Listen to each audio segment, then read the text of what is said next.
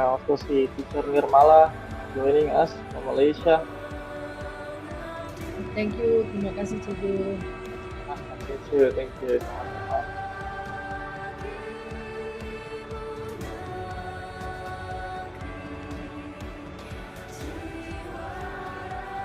Okay, I think we can.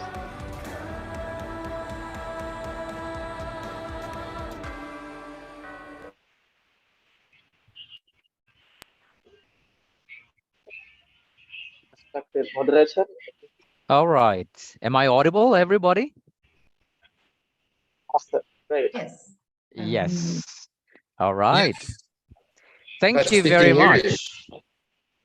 Thank you very much. Thank you very much. Good morning, good afternoon, good evening, dear friends, colleagues, teachers, fellow educators from wherever you are and wherever you are at right now. Please welcome to the prestigious moment, a magnificent webinar organized by International English Language Teachers Association, or more commonly known as IELTA.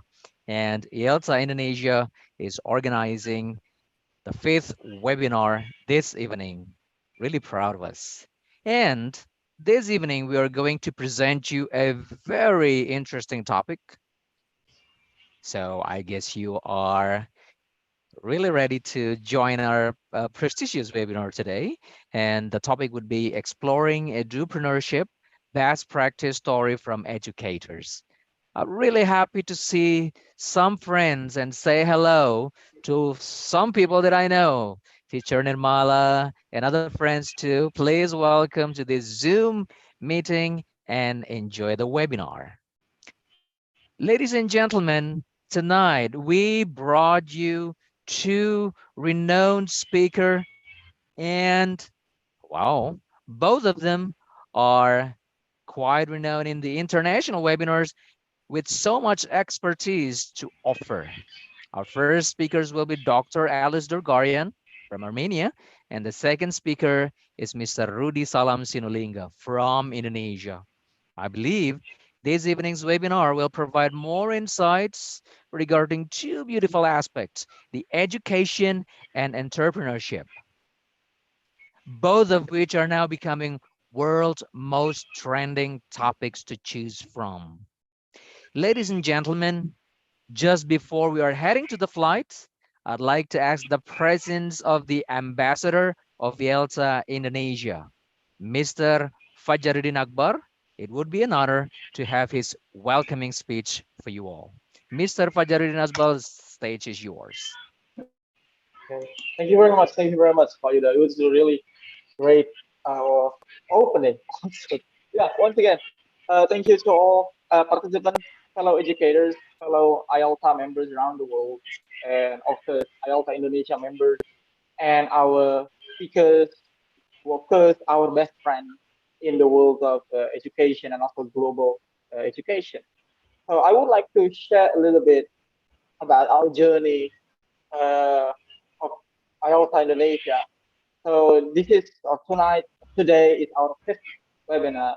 Yeah, we started in 2022 having our first webinar, and then we have our second webinar, and we have third webinar, our fourth webinar just let's say 2 months ago, and then this is our fifth webinar, which is I'm really proud of.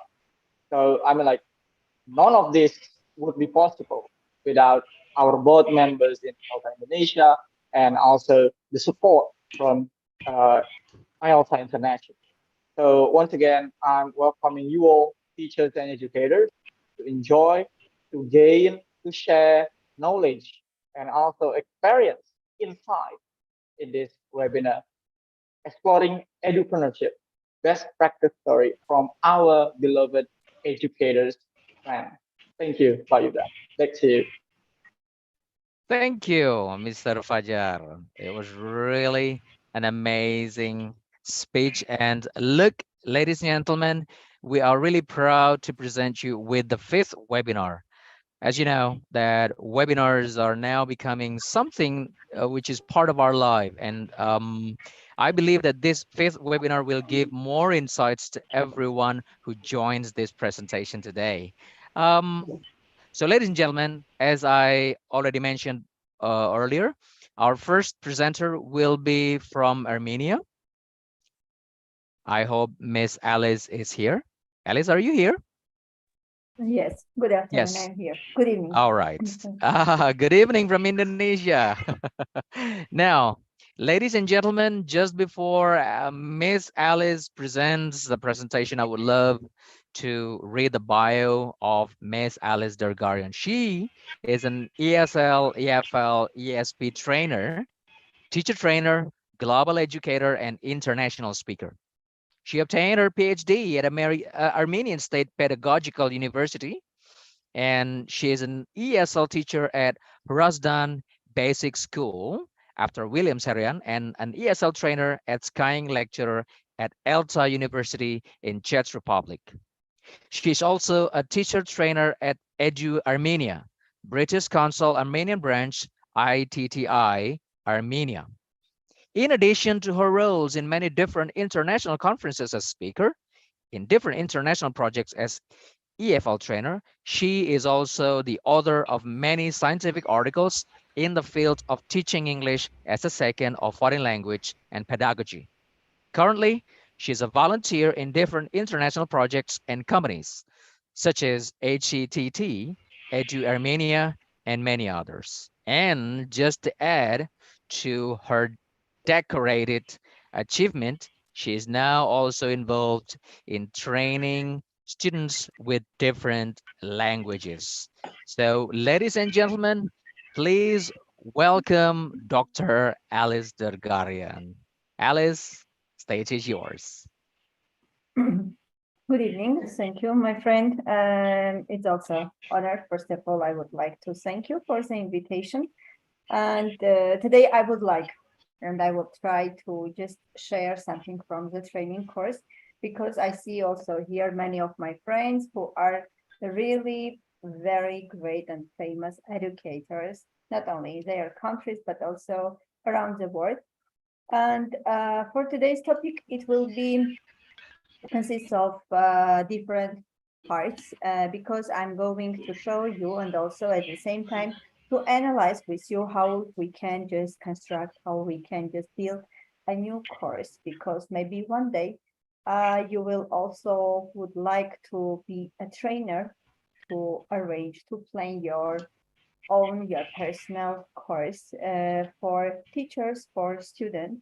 That's why in today's session, I'm going to have for you a course, what is in really, how can you just plan for it, how can you just go and have it, and also would share some lesson plannings and also another designed courses with you. Maybe they will be just helpful for you.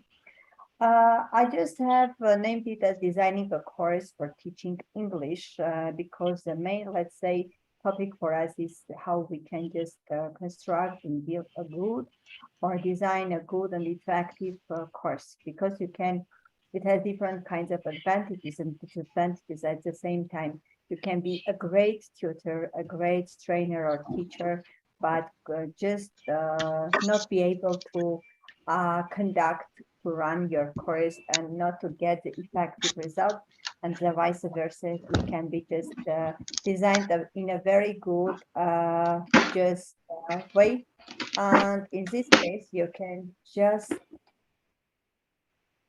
go and have it. Okay, let's start. What is the course design? Usually when we talk about the course design, what does it include?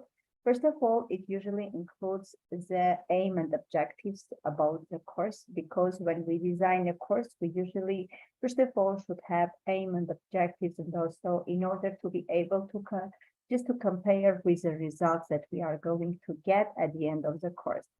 And also materials, because there are many interesting topics that can be just designed as a course, or just as a good and new subject can be involved in our just curriculum or schedule. But sometimes we just are short of materials, especially if we compare not knowing. Let's imagine a situation when you don't know a foreign language, and in your native language, as for me, for example, sometimes it's difficult for me to find something good material according due to, for example, methodology or something in my own language. That's why materials are very important ones. And also the content that you are going to have in your course, because when you have a course, you should have the real and right appropriate topics for it in order to have an effective course.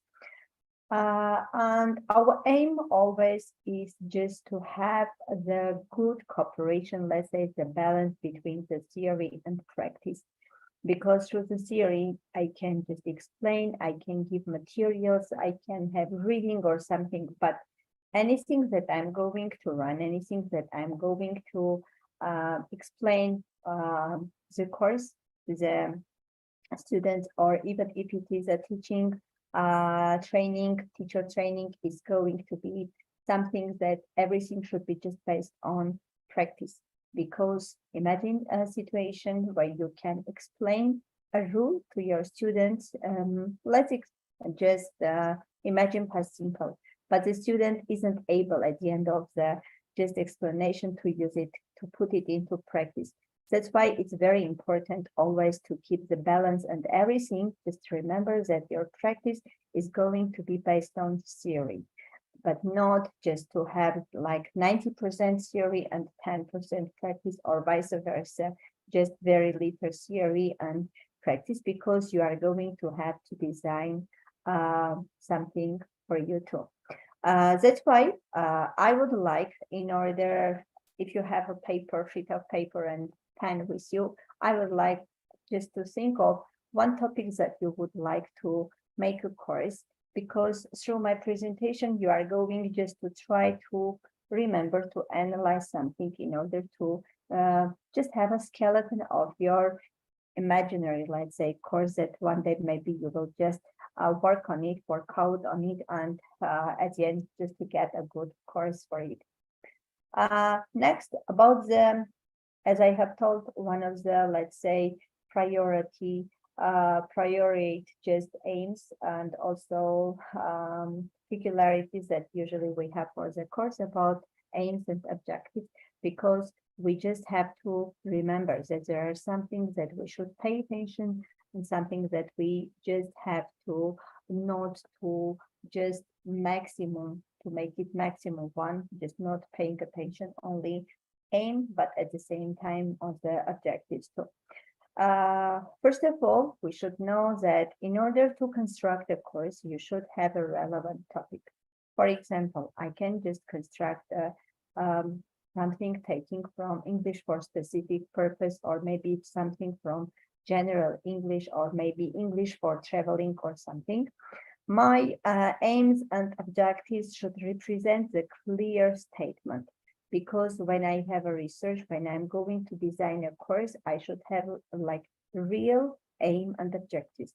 Because if you don't just have them one, at the end of the course, there will be like something very complicated net for you, and you won't be able just to differentiate which one was your aim and which one was result, or are they the appropriate one, or are they the ones that you wanted to get at the end. And also you should just be able to explain, after having your aim, what are you going, what are your expectations at the end of the course.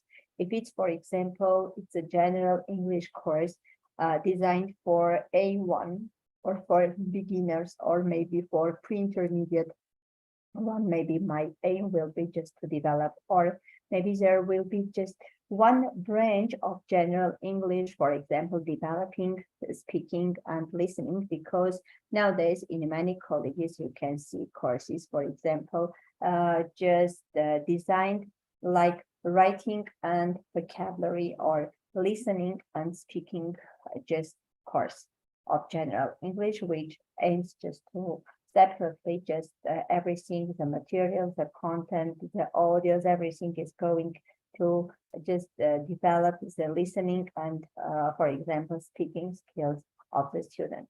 And also just don't have many objectives, and then in order just again not to be complicated, because as many aims and objectives you can input in your course, it means that you are going to have different branches, and in this case at the end of the course you won't be able just to concentrate on one, and maybe there will be not only this balance, but at the same time maybe you won't be able to make connections between the branches. That's why always pay attention to it. And what is a course? I just try to make a skeleton for a course that usually we have. Usually if we say like course, it goes first of all the content and the results, because when we talk about the content, it can be like the aims, objectives, materials, methods, everything, and result, because these two parts we are going just to compare and to see the differences. Are we at the end of the course, have we succeeded in it or not? The next one is going to be like the content, like rules as theory, and practice, that we are going again to keep the balance between them. As many in every subject, for example, every subject when we teach, we usually pay attention to that we should just have basic knowledge to be able to have some kinds of practice. But let's everything discuss from another point, because in this case we deal with language. Language is usually well developed, for example, if we have more and more practice in it.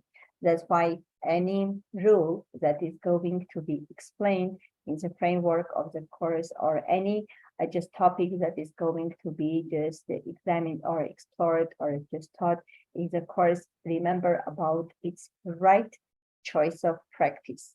Because for listening, I can take audio. For reading, I can take something that will be really appropriate, but always remember that we deal with language. And in this case, practicing communication is very important.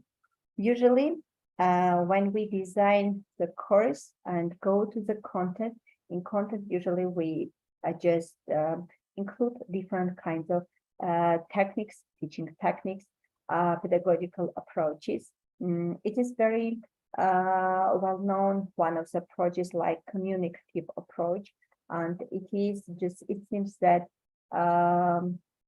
in every course that we usually design, it's very important to have this approach, because we deal with language, and language does just requires to have more and more communication. That's why many usually general English courses, they are constructed on communicative approach, and it says that it's important just to follow, or even if you don't have totally, for example, 100% basing on this approach, just let's say more majority part of it just be based on it. And also always remember about the assessment, because it can be formative or summative. I will share one designed course, and we'll go through it, and we will see also about the part of assessment, which is also a very important one. And because you can just see the results, you can just see the progress of your students, and also maybe some things that you are going to be based on it, and change the strategies of the course. Or this part was, for example, a very effective one, this part no, or maybe the introduction, the middle, or the techniques, or the some kinds of methods can be changed or added, or I don't know, maybe shortened because they are not effective one. Assessment gives you such kind of. Let's go to the content. About the content, in order to have a very good one, I will just show something from a designed course. It's an ESP course, and it's teaching something. Everything is given here, like not only the design for it, but also, as you see, the name of the course, for example, the academic year for it, even the credits, how many credits do you usually get. In the course, everything is just included in it, how many hours how many are seminars, can be tests, essays, everything is, and even the duration of the classes that, and in total, they just get 2 point just credits. And also, here is the description of the course. What is the description of the course? The purpose, objectives, your outcomes. I will share another example for you also. And also here is another thing like literature, because it's a very important one when you have are going to just have a course, to design a course. It's important to have really relevant and at the same time, let's say, good sources for it. Usually it is said that it's important to have, for example, 2000 and up year books or sources, but at the same time pay attention to the articles, to the researches on about the topic in that pedagogy or maybe methodology or teaching field, because many articles have just, they include interesting just information, practice, or even some kind of very interesting conclusions that they have come while exploring this one, which can be just added to your course. And also, as you see here, we have a separate part of the assessment, like for attendance, for tests, for presentation, for seminars. I will also just share with you another one. This was for specific one, but also I will just share with you another. This is another example for you. This English speaking club, maybe it will be just useful for you if you want to have a branch from general English. This is designed for 60 hours, 2023 year. Project goal, like the program goal, there are some kind of goals. In order to analyze everything, just here we have solving the following problems, because it was, as you know, speaking club program, and everything, as you see, is just based on the communication, just improving vocabulary, reproduction, and also listening and reproduction in order to just develop. Even the maximum students, for example, it was maximum 8 people in order to have small groups, but the course is designed in ways that you can even just have it in more than 8 people. And also here you can the age of the students, for example, what grade if you have, and the topics that in this program topics, everything is just designed like with the chapters, and according to its for each chapter referring topics for it, like daily, leisure, personal relationship, physical well-being, and everything is going just to include many topics that really they are necessary, and even about the technology, cybersecurity, topics that really need and have really very interesting just contents about it. About even here is a course, there is something sustainability, nature protection, recycling, new professions. These are the resources that the course have been just constructed, just built on. Some of the, here we have up to B1 level, because many students, they just had A1, A2, just, and everything, these are books that some topics have been taken from, but mainly they are just reconstructed in order to develop their communication skills. And besides, this is 2 examples, maybe they were really helpful for you in order to have them.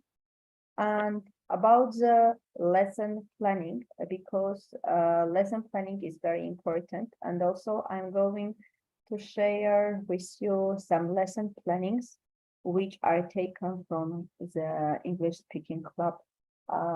Just one, again, this course.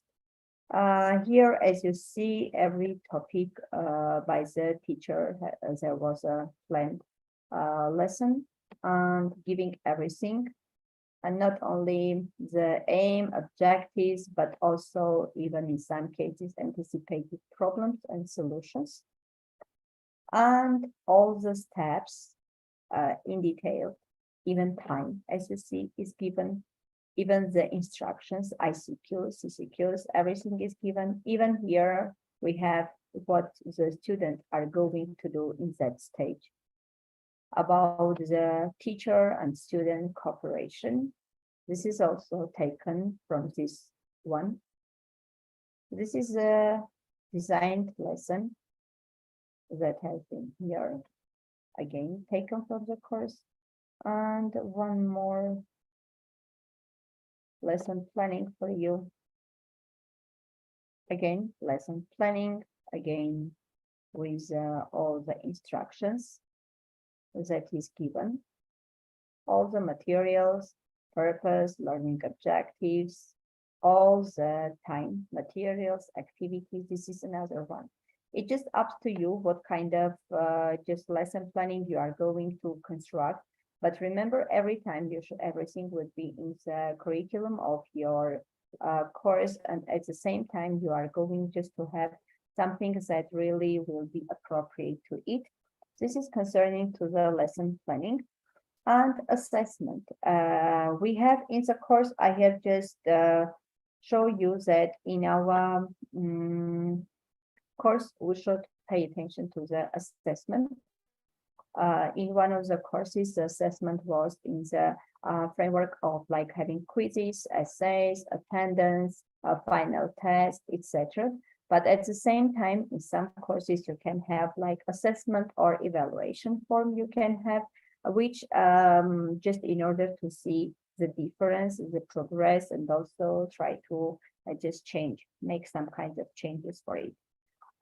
In many cases, we have just summative and formative assessments in order to check the progress during maybe after each chapter. Many foreign textbooks like Focus, like Interchange or something, they usually have self-assessment parts. And after each chapter, there can be, for example, a self-assessment or maybe a project.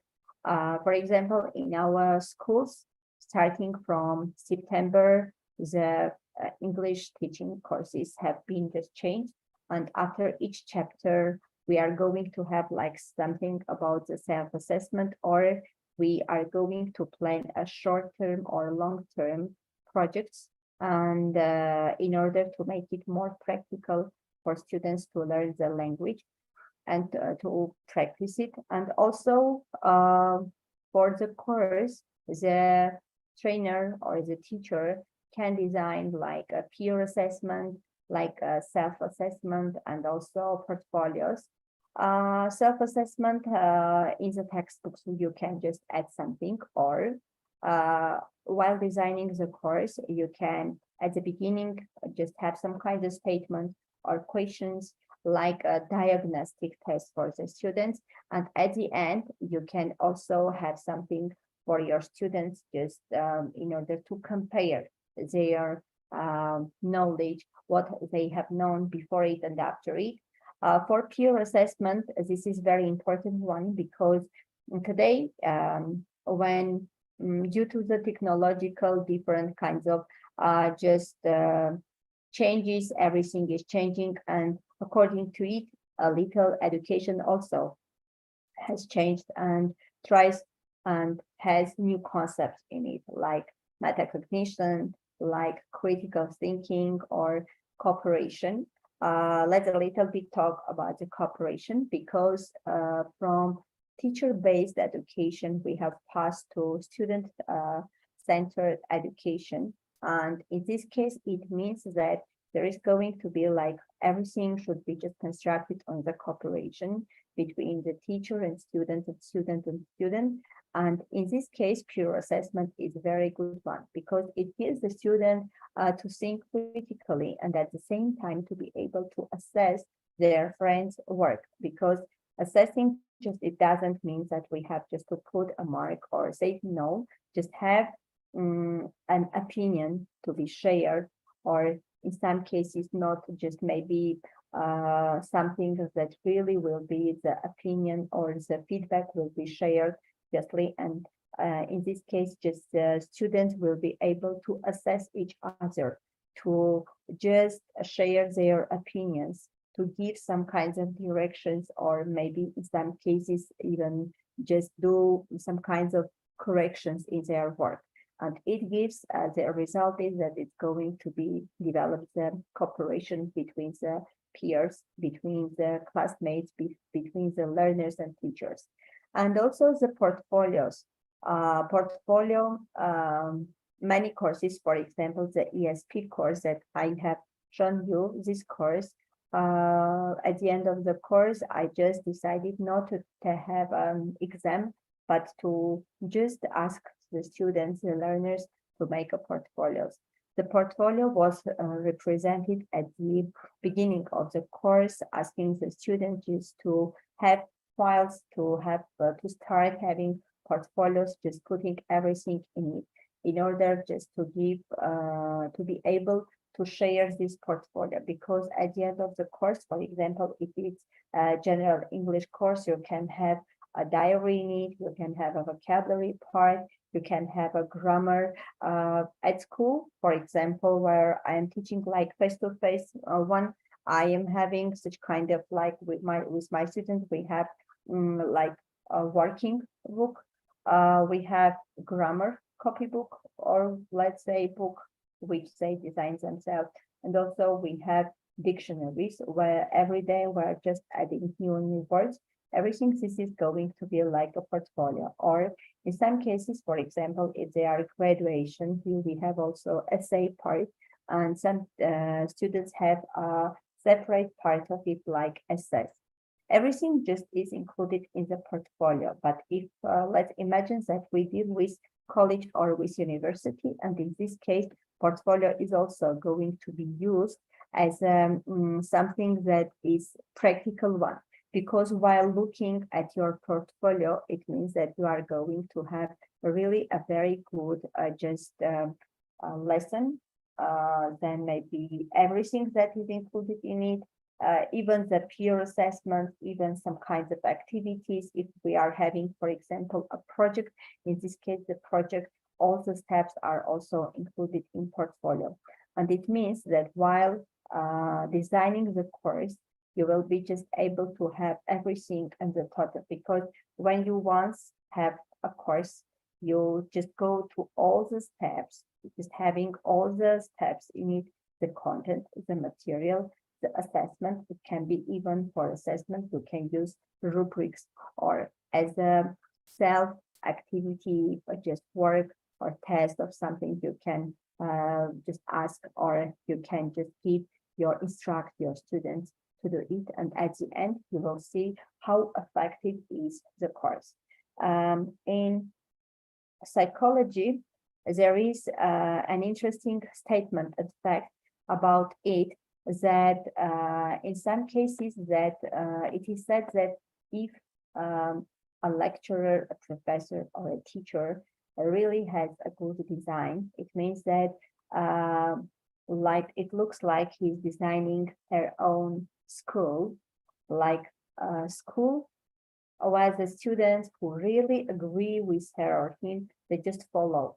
And from psychology, we can, for example, have different Freud school, Vygotsky school, etc. In this case also, when you just design your course and you're at the end of the, after designing and conducting your course, you have really effective results. You see that you have many students who are displeased with the course because they have really very good outcomes.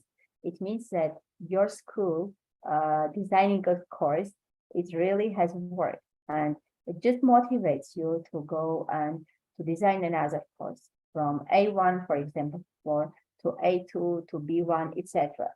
And Having for general English courses, it's a little bit easier for you to design a course.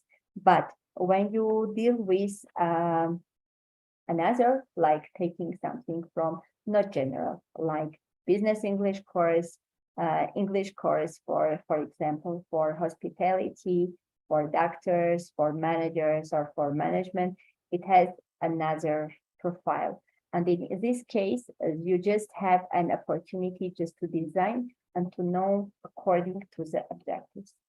Always just remember, in order to have really a very effective course, just try to follow the aim, objectives, and results. These are three real keys that every teacher should just follow and get really the effective outcomes after it. Because if you want really to have an effective outcome for it, you just should remember about the design and also about the demand, what your students want to have. There are many students, for example, say, oh, theory is okay for me, but I want practical one because I want, for example, to learn to speak in English clearly or fluently, etc. In this case, you should just pay attention to the practical part, but not at the same time, not just forgetting about the importance of theory. That's why I just wish you, if you just try to go through all the steps, maybe at the end of it, you will have really a very good design course. And try to search, try to attend seminars, trainers, or while attending a training course, try to pay attention your trainer's steps. What was the first step? What was the second? How many days? How many hours? What are the aims and objectives? What are the outcomes? And then after having the skeleton of the course, try to just compare. After attending the training course, have you achieved? Just go through the aim and objectives that the trainer has shared with you. Have you achieved them or not? If the percentage of achievement is higher, it means that really this course is effective one and your trainer is really a good trainer who has designed a really an appropriate and effective course for you. With good luck, all of you. Maybe one day you will really have a very good and effective discourse for any field and branch of English language. Thank you very much, Dr. Alice Dergaria, and everybody. I'd like to have a warm applause to our first presenter, Dr. Alice Dergarian. One thing I remember the most would be the message that you try to deliver. Aim, objective, results. Really, really interesting. It gives a powerful message to us all.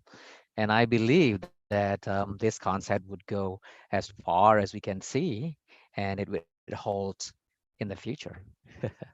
Okay, Thank you. ladies and gentlemen, again, let's give a warm applause to Dr. Alice Dergarian from Armenia, our first presenter. Now, without any further ado, I'd like to wait. This is the second presenter, Abang Rudy. Salam Sinulinga, are you there? He is always full of smile. I love this person.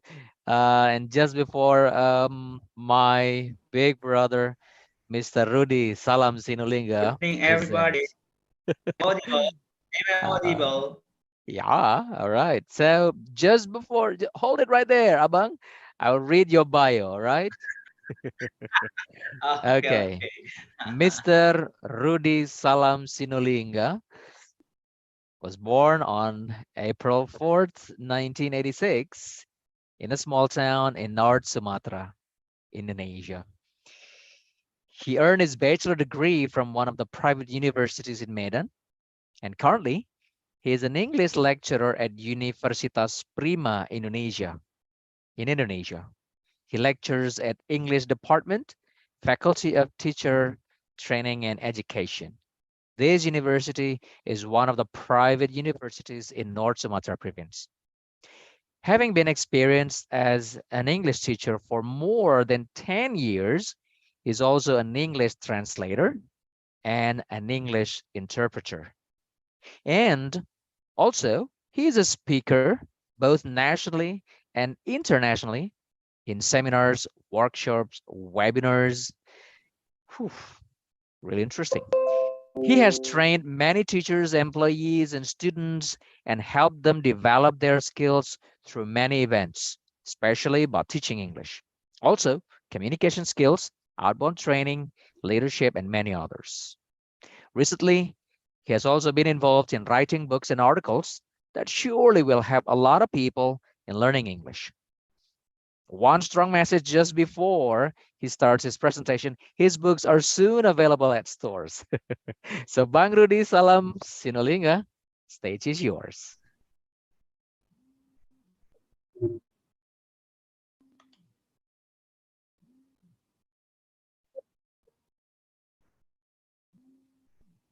Hello. Hello. Good evening.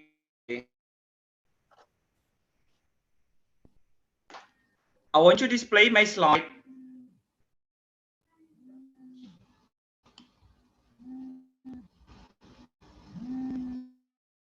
Kindly do. Okay, just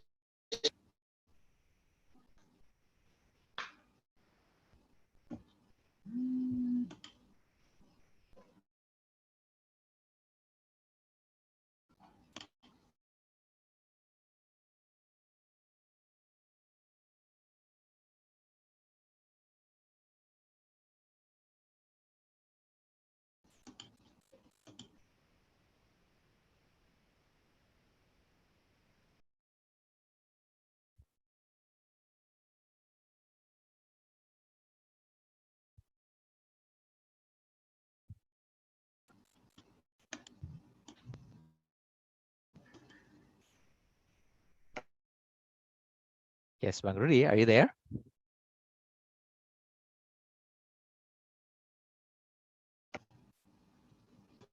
While we're waiting for Bang Rudy to display his presentation, I would like to again emphasize how important messages that are conveyed by the speakers.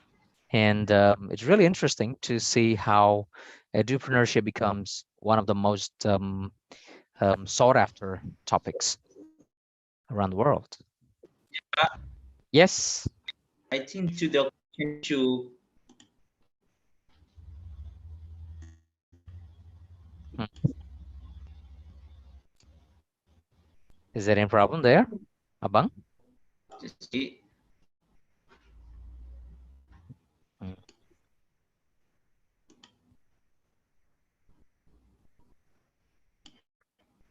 No problem. Come on.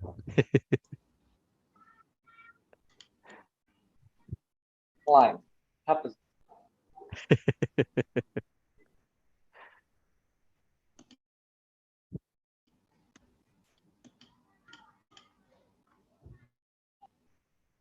Mm. If there is anything we can do to help, please let us know.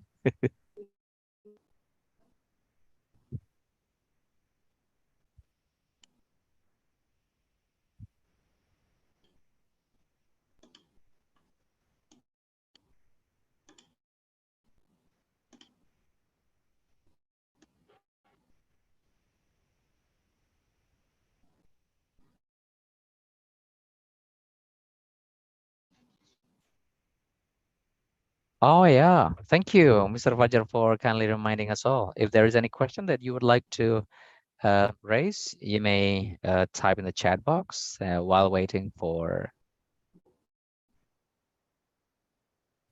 the presentation. We'll be able to read, and later we are going to direct the questions to the respective speakers.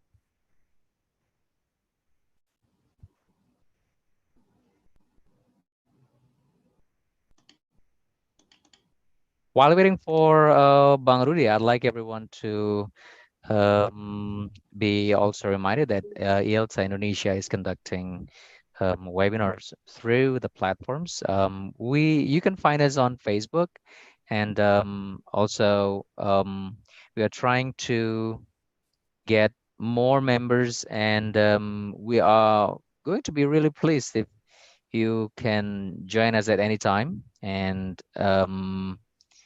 share ideas. And you can see on the chat box, there's the link on the Facebook. You can just click on and join us and share your ideas. There will be so many things that we can do together. There will be moments where you will be the next speakers, and we are going to be really proud to have you all as one of our speakers in the future, of course.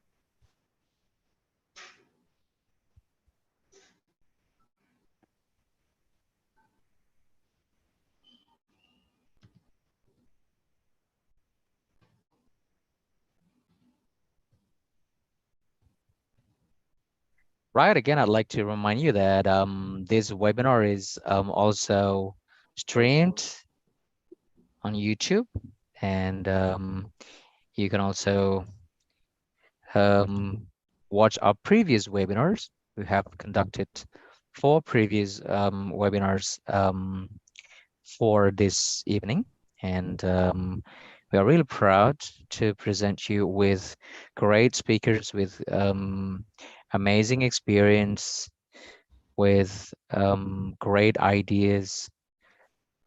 And we would love to hear also the comments from all of you. As I said earlier, I really remember what really sticks to my mind after Dr. Alice's presentation was the 3 words, 3 strong words: aim, objective, and results.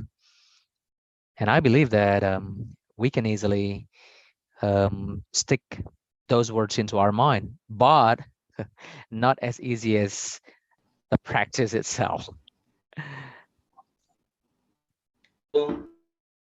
Yes? Yes, Bang Rudy?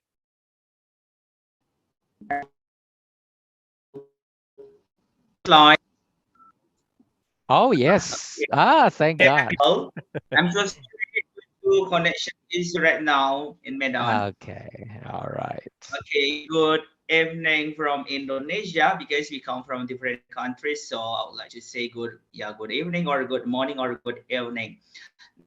Next, my topic, this is about edupreneurship. Now, before discussing more about this one, I'm going to explain a little bit of my experience because I'm an edupreneur, especially relating to my major because I'm an English teacher. So I would like to say an Englishpreneurship. So this is one of the parts of edupreneurship because as as an English teacher or as an English practitioner, I'm going to design a good materials due to my profession as an English teacher. So like this one, edupreneurship, a new dimension of the entrepreneurship. After graduating from the campus, generally in my country, especially Indonesia, so the parents keeps expecting to their children or maybe a daughter or son that they will be a job seeker. But I think it's more effective that the graduates from the campus will be a job maker. So before having more about this one, I'm going to explain about the what is edupreneurship as a business paradigm shifting. So edupreneurship comes from 2 words: education and entrepreneurship. So how to combine these two words? By understanding the meaning of these two words, we are going to understand that education can be made as a part of the business, especially in the teaching or learning. So edupreneurship, the first time was popularized by the INV, founder of Mary's, the successor of Whirlpool Marketing. Nowadays, especially in my area or not Sumatra or Indonesia, that English course or yeah, learning center is very popular because of what? Because the students expect that they will have more understandings about the topic they have learned before from the school. That is why there are many learning centers in my area, especially Medan, in Medan. So how to get this target, how to get this, or how to maximize this challenge, or how to maximize this opportunity as an English teacher or as an educator, by seeing or by looking at these situations, there are many opportunities we are going to take a part from it. We are going to understand that the students needs extra lesson, extra subject after attending the course or after attending the class at the school. So this opportunity we are going to make as a time for us to maximize our effort as an educator. And what is edupreneurship? Is the relentless pursuit of opportunity without regard to the resources currently controlled by educational institutions. So when you are going to design or when you are going to open a new learning center, the first one is by understanding the opportunity, by understanding your talents. If you have had good talent, especially on educational aspects, it means you are going to understand about what will you do in the future.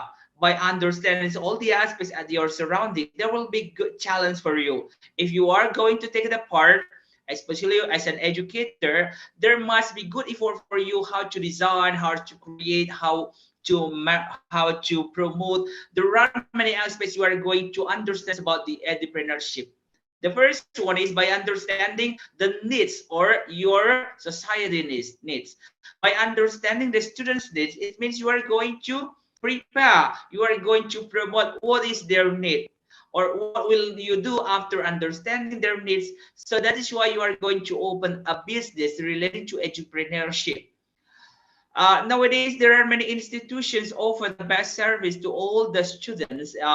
They come from different levels of background of study, especially from the kindergarten, primary, secondary, college, and employees. So by understanding these needs come from different needs or people, we are going to take a part by understanding the opportunity. There are many ways we are going to do to make the good one or to offer a good quality to all the people that needs our help. And by understanding today's opportunities, communicate with students. We are going to understand their needs. What is their need? By understanding, for example, like this one, when the students are hard to understand about English, when they are hard to learn about English, we are going to offer the best way. We are going to help them to finish or to make them be better on English proficiency. And the next one is collaborate with your students. So you are going to understand more about the situations. You are going to promote your English course, your language center or learning center to their parents. That is why by explaining about your program, there must be specific difference from your institutions and the others. So every institution has the uniqueness. So by understanding your power relating to your learning center, it makes you be better in the future.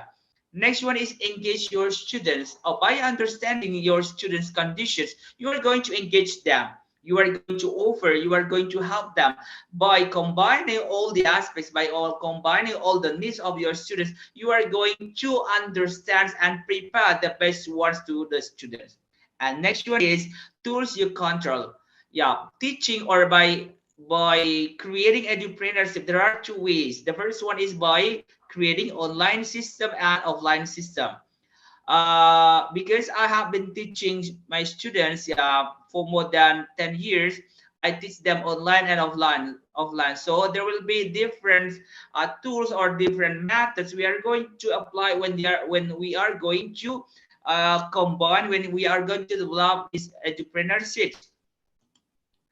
And there is no such thing as a digital native because we are not able to separate our fluency. We are not going. We are not able to differ our proficiency or our competence with the others. So I don't use technology because students are used to it. So by understanding these situations, it's very appropriate for us to conduct offline learning. So this way can be conducted by us when they need to have face-to-have event and students demands expected. So we are going to offer, they are going to join online class or offline class. So by having good ICT tools, by having good connections, we are able to conduct online learning. But when they are going to have face-to-face of face events, they are going to come to our learning center directly. And I use technology if it supports my pedagogy. Communication is key. So talking about pedagogy, communication is the best one.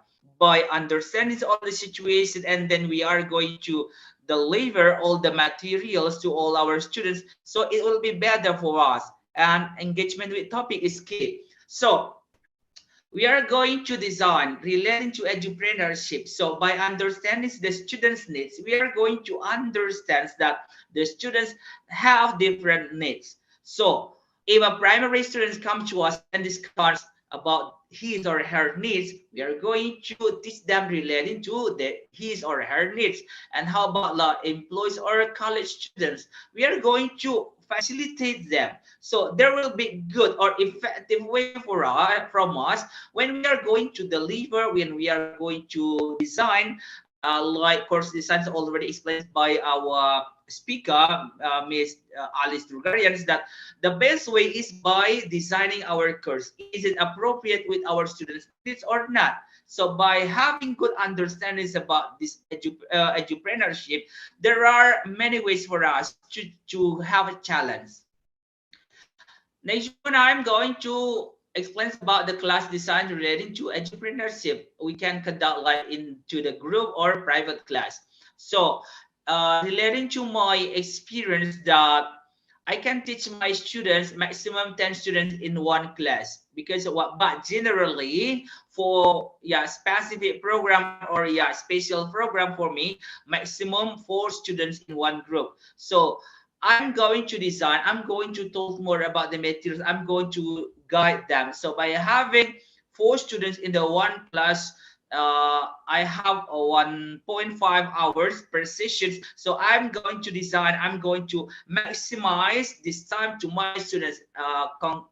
There are 4 students in the classroom.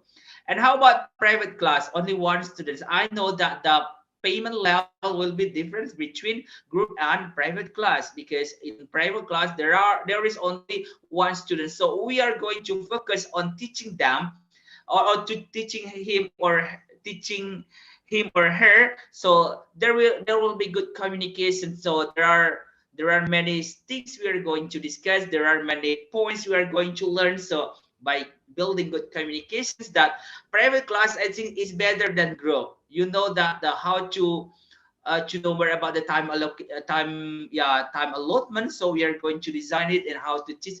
I think it will be maximum for us how to help him or her in the learning process. And according to my experience, when I teach online, there are several tools I use, like Zoom application, Google application, Microsoft Teams application, etc. So it depends on the situations. When my students have Zoom application on their smartphone or laptop, I'm going to use my Zoom application. So there are specific things from these 3 applications, but I like to use Zoom applications because there are many features I'm going to use. It can be more maximum how to use these applications than Google Meet application, as I know that Google Meet application, there is a limited time when we are going to use it, only 1 hour per session. But it's different for Zoom application. Zoom application, it depends on the course. Maybe it can be conducted by having 50 participants, 100 participants, or more than 100 participants. So we can combine, we can know or we can understand about this situation, especially talking about the connection issue in our area. Next one is benefits to online lecture. Break up long lecture into smaller, more palatable chunks. So nowadays in our country, Indonesia, yeah, we sometimes we apply like flip classroom. Sometimes the students come to our class, and the next one we can learn online. So by having flip flip classrooms, yeah, I think it will be better for us, and students can listen to you when they have time, energy, no distractions. I think that we talked about the efficiencies that by having online lectures or online study, I think there is no difference, or I think that we know all the worlds by having smartphones, so we can maximize the use of the smartphones to use or to maximize our business related to edupreneurship. Next one is students can rewind and then watch over and over again because they can preview, and the next one they can repeat all the materials we already explained to them by if the event or if the learning process was recorded by us. Next one is to give birth to a new form of entrepreneurship with a new age is basically a part of designing and employing new business. Talking about edupreneurship, I think they are talking about the business, but the business focus on the educational system. Education has the power for us because the essence of education is how to change the mindset. By having good education level or educational level, I think there will be a more understanding, there will be more chance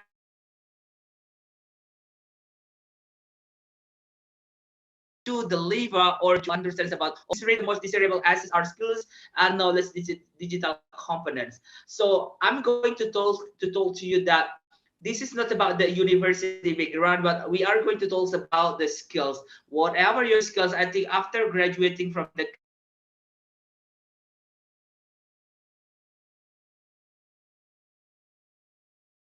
will be solved by us, and the next one is we are going to offer that there will be a significant effect, there will be specific difference from us that we are going to offer to our clients or our candidate of clients or students by having different methods or different strategy how to promote our edupreneurship or our language center or learning center.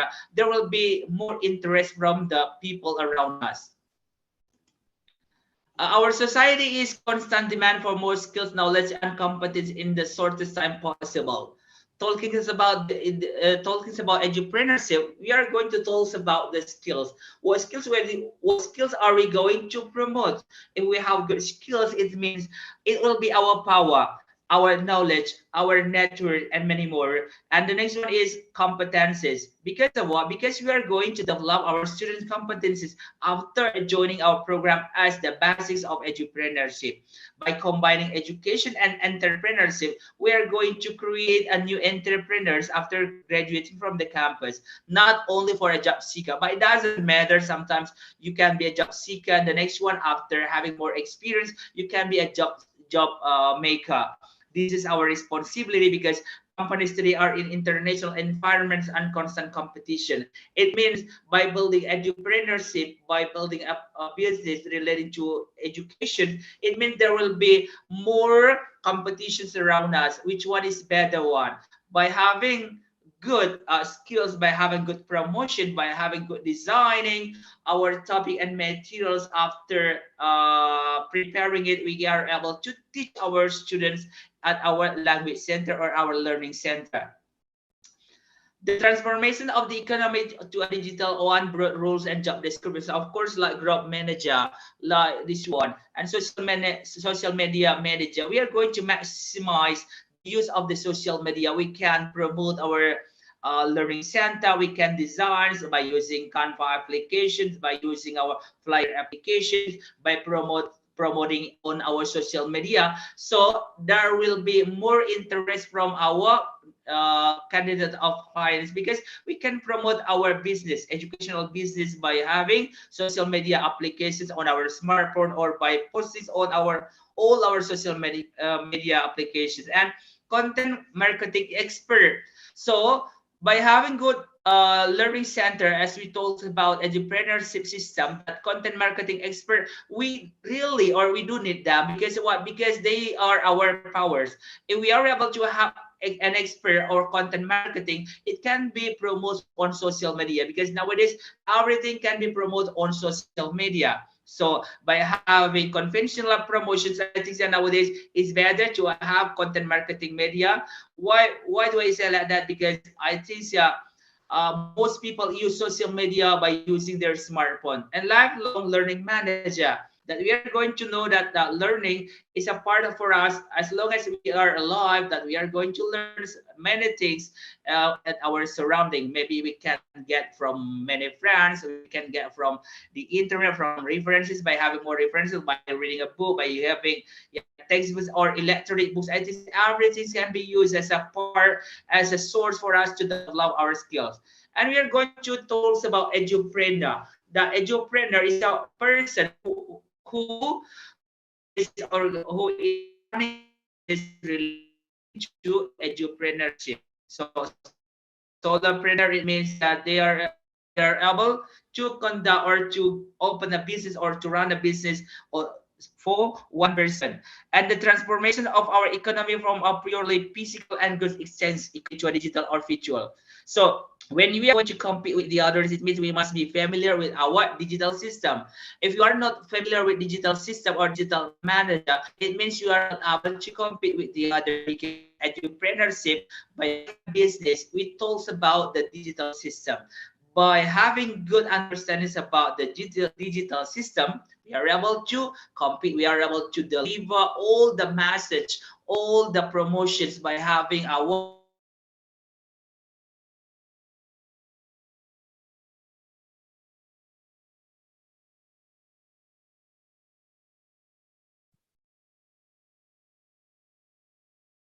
Apparently there is some technical glitches there. is different. No one is, modern society is not separated to producers and consumers. So by understanding this one, by understanding this classic paradigm, that shifts in business are the industries of publishing. So nowadays everything is going online. That's why we must be familiar with the digital system. The digital system has been influencing all the aspects of human life. And next one is the advance of the ebooks internationalizations. I know that there are many electronic books we are going to, we can download from the internet. We can use it as our references to design our materials. By having updated references, we are able to design our course by adapting our curriculum from the Cambridge University, by understanding about local curriculum, international curriculum. We are able to promote, we are able to offer our service that must be different things from us and the others. And the next is edupreneurship as a business. We talked about this one. As I know that, yeah, edupreneurship as a business, because we run a business by maximizing the education system. After knowing the needs of our students, we are able to design what is their needs. So the sense of how to create edupreneurship is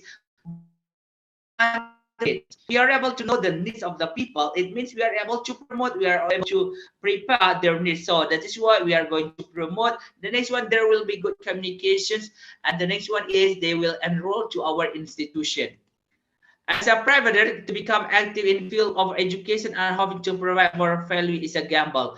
Entrepreneurship also is like this one, not only by having good institutions, but we start from our profession. Maybe, yeah, we are private teachers, or yeah, we invite by the parents to teach their students or their kids.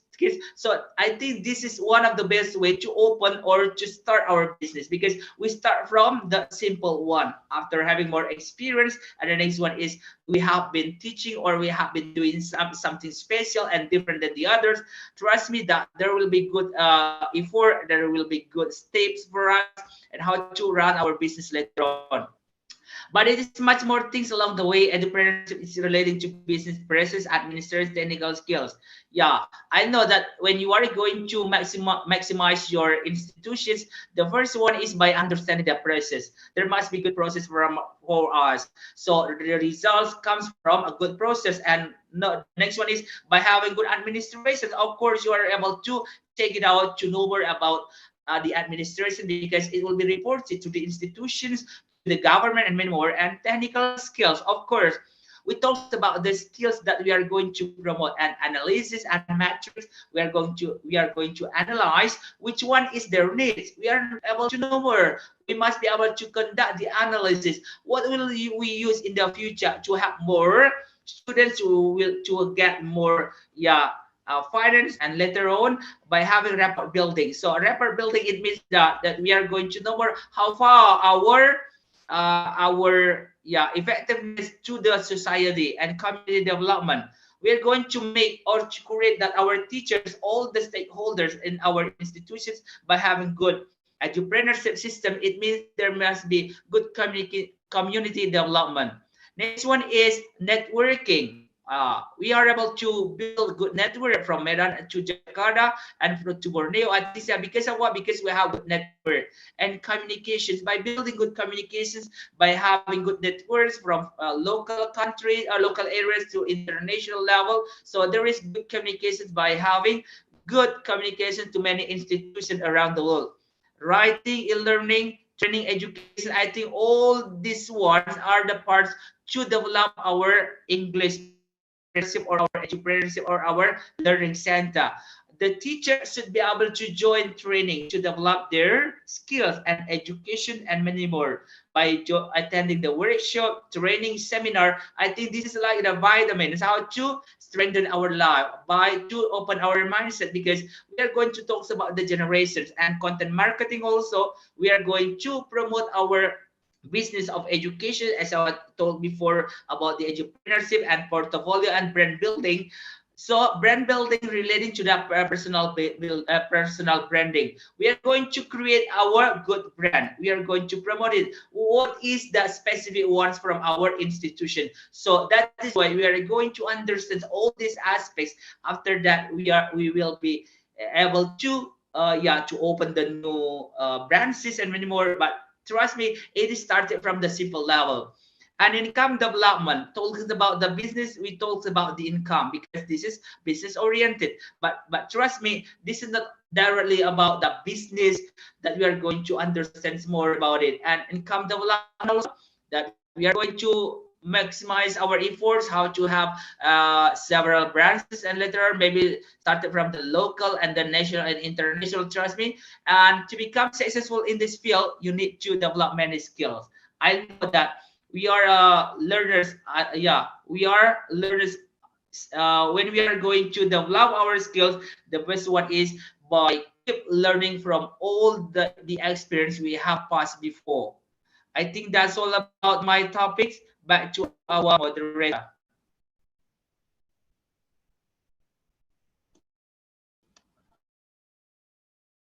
Sorry. Thank you very much, Abang Rudy Salam Sinulinga. What a great presentation. Ladies and gentlemen, let's give another warm applause to our second presenter.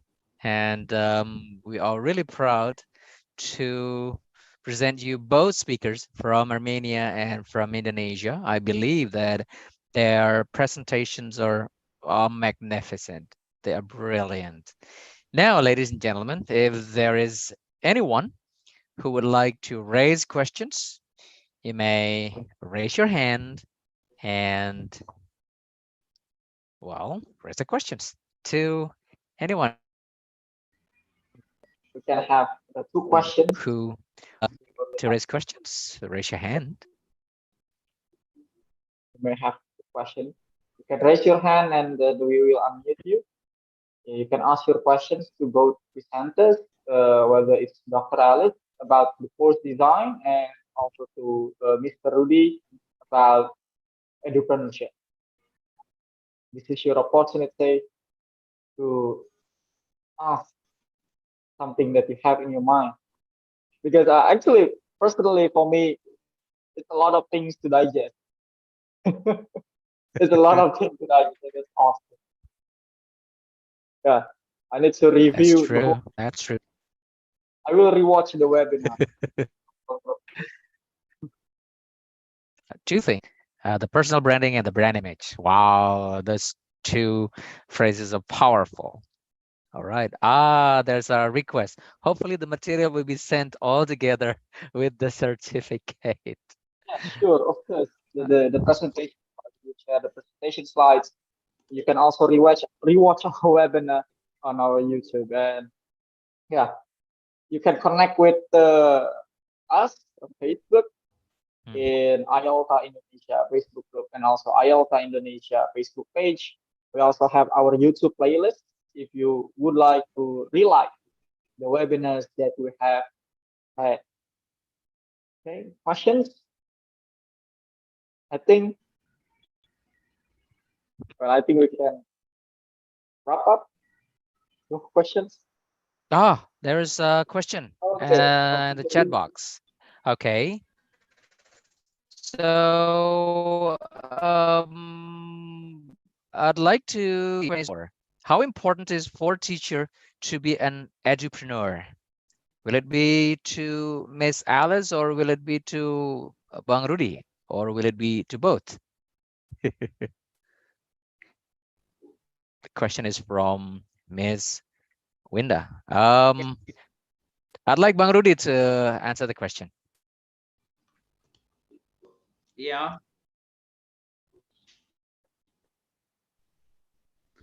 How important it is for teachers to be edupreneur,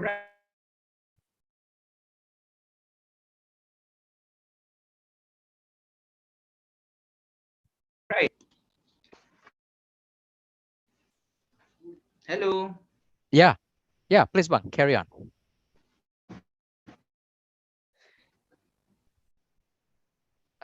Oh, I'm going to answer how important it is for teachers to be an edupreneur. Will it teacher to improve the learning for the future? Okay. The first one I'm going to answer how important it is for teacher to be an edupreneur. I think talking about edupreneur, talking about our opportunity. If you are a full-time teacher, okay, if you are a full-time teacher at the schools, maybe it's very hard for you to be edupreneur. But trust me, you will be an edupreneur by having someone to handle your institutions. But when you are going to do it, it's very hard for you to organize it or to process your edupreneurship or your institutions. But you are able to make it as a conceptor, not executor or conceptor. It means that the syllabus or the course designs designed by you. And the next one is you can choose one of the people that try to maximize your educational business. And how will it help teacher to improve the learning and student for the future? How will it help teacher? Okay, I think it's also about the edupreneurship. I think talking about the if you have more opportunities or times to develop it, I think that trust me that it can be done. It can be done by you. Talking about edupreneurship, like me, I have many activities every day, but I'm going to know about my situation, my time. So when I have free time, I can teach my students. But when I have full time, it means I will collaborate with another teacher because I'm not with every so that's why I have a team. But the syllabus or the course designs designed by me, and I will give it to the teachers. So I have a small English course, but it is been for more than 10 years, and I think I have I have been teaching I think more than thousands of people in Medan. So that's why that it can improve your experience because talking about I think that talking about the difference of the system in the teaching process at the schools and the learning center. I think that's all. Wow. Thank you very much, Bang Rudy. Mr. Yuda. Yes. Thank you, Bang Rudy. Now, the next question would be to Dr. Alice. I was hoping that Dr. Alice would be available to answer that. How formative assessment may be ensured to enhance students' academic performance? To Dr. Alice. Yes, formative assessment is really good and also important one because it really gives you an opportunity to check, to measure what you have done, your work, but at the same time about the development and also the, let's say, the effectiveness of not only the work of the teacher, but also at the same time the work of the student. In order to have just to be able to have really effective assessment and at the same time to know about it, it's important to identify what are the needs of the learners. Because if we, for example, we know about the needs, we can just construct, we can plan and conduct our lessons in an appropriate way. And in this case, while just choosing appropriate materials, methods, and teaching techniques, it will just give you, just first of all, based on the needs of the learners. In the framework, again, in the framework of the course, just based on it. All right, thank you. Will it be possible for you to answer also the second question, Alice? How can we decide our value to be an edupreneur? Let's start from the psychogrammar and also professional grammar of what kind of personality, first of all, the teacher has. You will start your values from it because being a teacher and being at the same time another, let's say, teacher, just to entrepreneur, it means that you are going just to differentiate you as a teacher. What is your mission?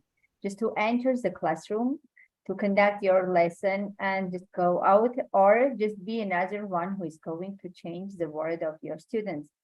Let's start from this one. If you start just realizing the values and also at the same time what you want as a teacher, as a specialist, as an educator, as the one who is going to change the world of the student, in this case, you are starting to just differentiate what kind of values you are going to have. Maybe the teacher who is going to develop just themselves to be like a specialist, the one who is going to change, the one who is going just to maybe to improve, to make their lessons more efficient one.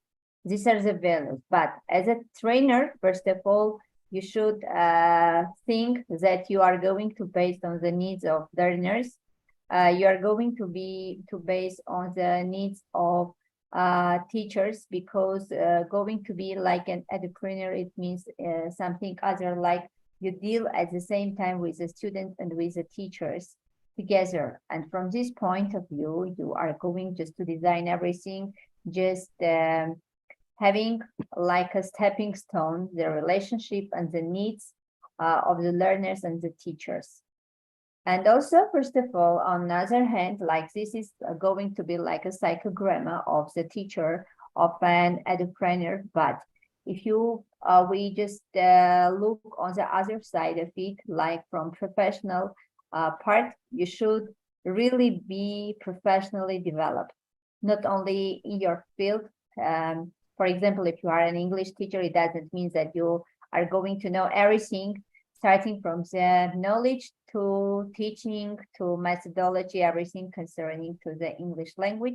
But at the same time, you are going to know everything. As for me, sometimes maybe a little bit funny, but sometimes I attend medical seminars. I attend business management just seminars and sessions. Try to just analyze my profession from their point of view. How can I, if you are like, let's say, entrepreneur and you are going just be someone who manage the class, it looks like you can compare with the business. There is also going to manage something, and the management, the peculiarities, maybe some kinds of method or strategies, you can just adapt, change, and transfer to your classroom. From this point of view, you also should be just developed and be ready to struggle for your values, for your rights, for your decisions, for your goals, what you want to achieve, you have achieved and want to achieve, to go to the, let's say, the most desirable just achievement for you. Like this one. Wow, thank you. Mr. Fajar, I'd like to have both of the speakers to convey their powerful message at the end of the webinar this evening, if it is okay. Sure, of course, it would be great. Yes. So I'd like Bang Rudy to first deliver the what you think as the most powerful message to all audience who joined us this evening. Please I do. think like this one, I'm going to answer the next question. How can we decide our value to be an entrepreneur? Okay, the first one is by having good interest on education. So to become an edupreneur, it means not only graduating from the faculty of teachers and training, but when you like education aspect, it means you are able to know more about the opportunity to build a business relating to education. So there are many people organize or manage a business on education, but their background is not from English, no, no, from education. But the first one to decide or to be an edupreneur is you like education. If you like education, it means you are able to manage your business relating to the education.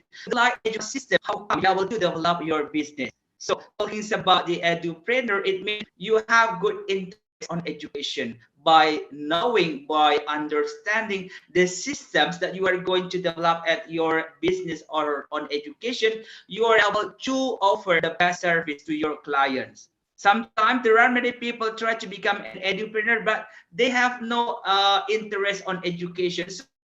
So they will be failing. They will fail to organize this business.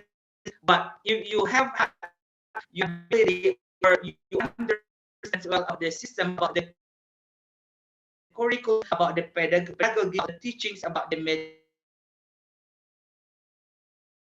the methods that you are going to apply in your institution, trust me, you can run or you can run your business or your educational business. That is my experience. I told about my experience because of what? Because told about experience I think is better than that taking from the theories. So if you know your specifications, you will sell your specifications.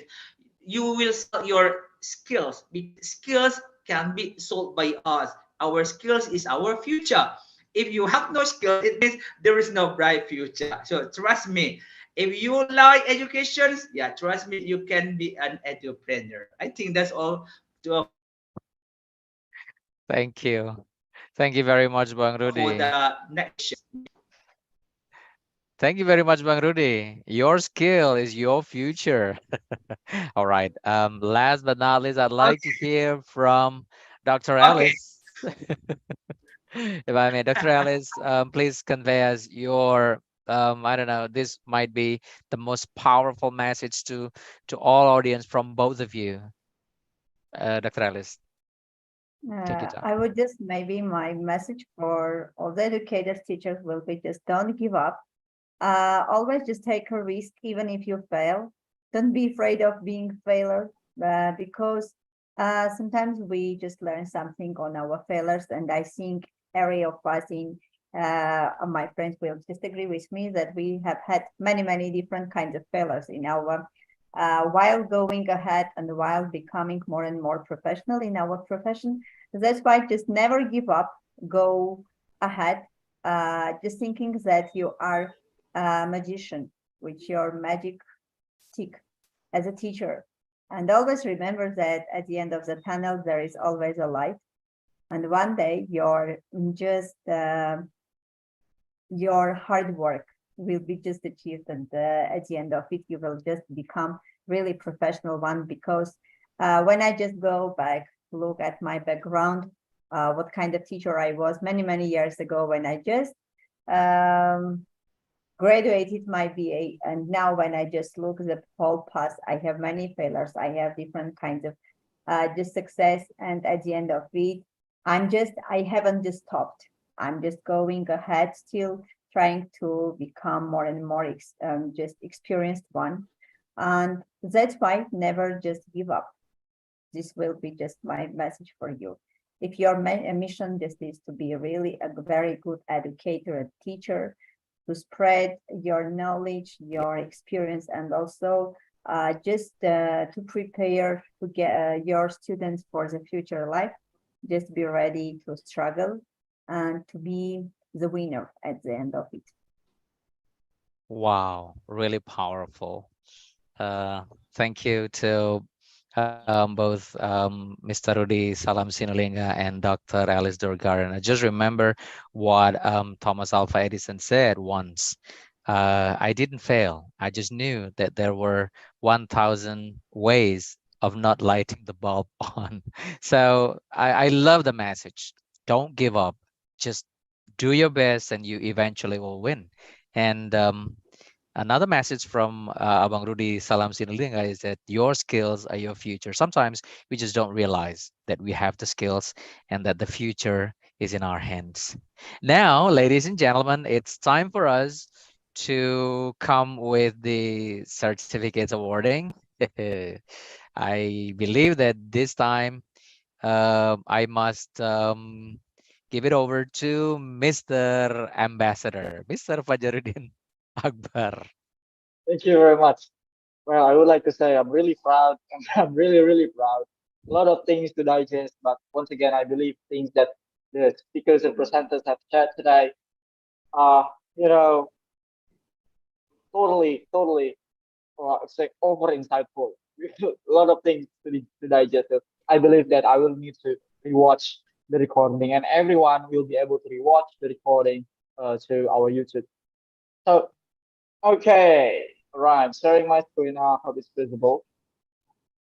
Okay, so I would like to present this certificate of recognition.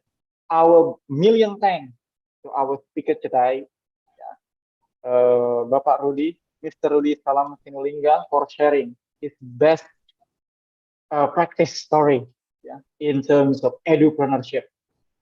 Kindly accept our gratitude, our thanks in forms of this certificate. Thank you very much, Bang Rudy, once again. Million thanks. Okay.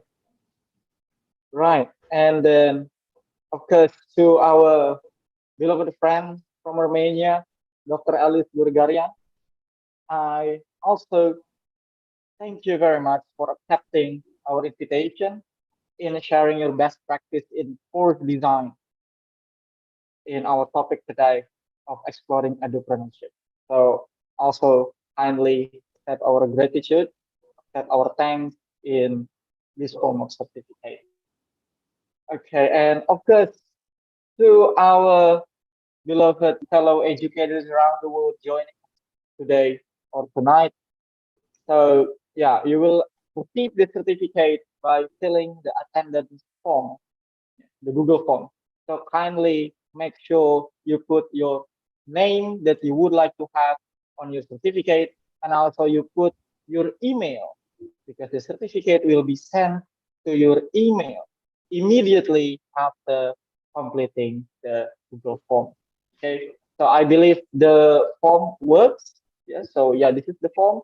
Put your email, put your full name, your country, and of course, kindly fill in what you think about our webinar today, so we can have our evaluation.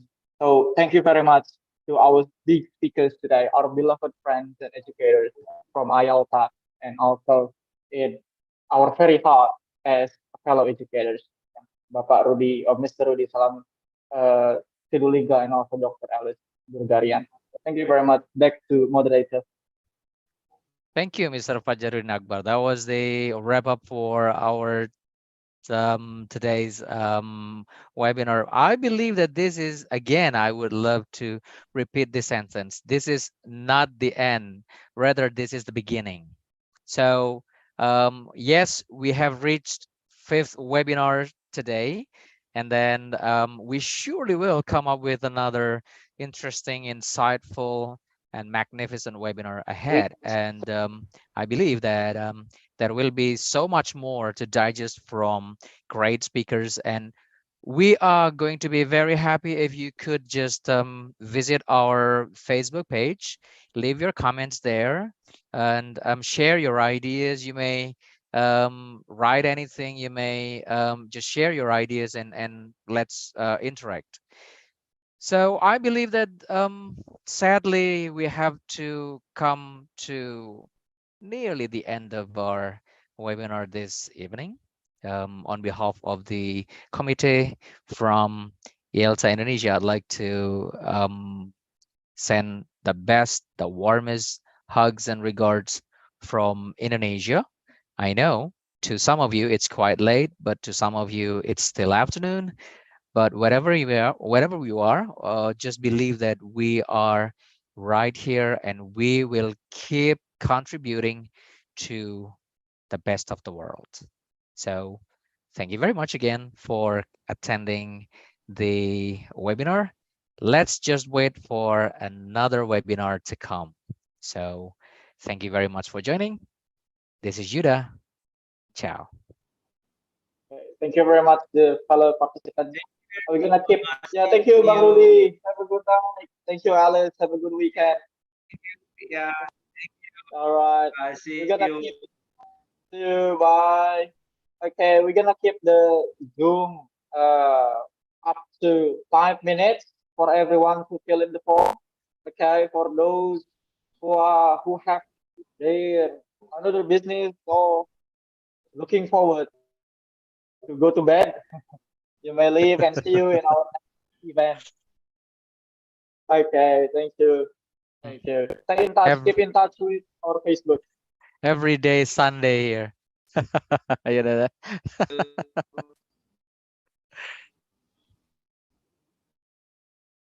Right. Thank you. Thank you. If you have to fill in the form, make sure to check your email. Then you will receive your certificate. Yeah, thank you, everyone. Thank you. Okay, you may leave the Zoom after filling the form. Yeah. Remember, join our Facebook group and also to subscribe to our YouTube actually playlist if you would Very like to see great. more recording of our web. All right. That's Mr. nice. Yuda, the best. Ancur, keren. Thank you, Abang.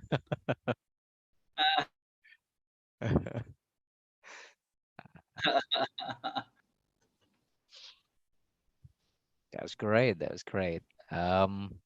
We have quite many participants this evening. I'm really happy.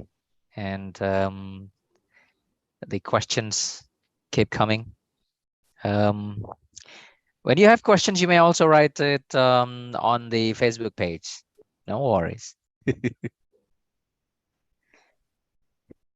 Bauri is in India The again. biggest problem for online events is connection. Oh, connection. All right. All right.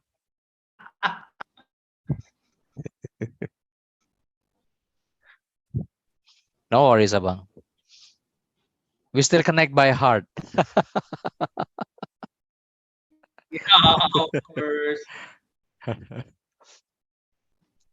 Still waiting for the books to come on my table. Oh,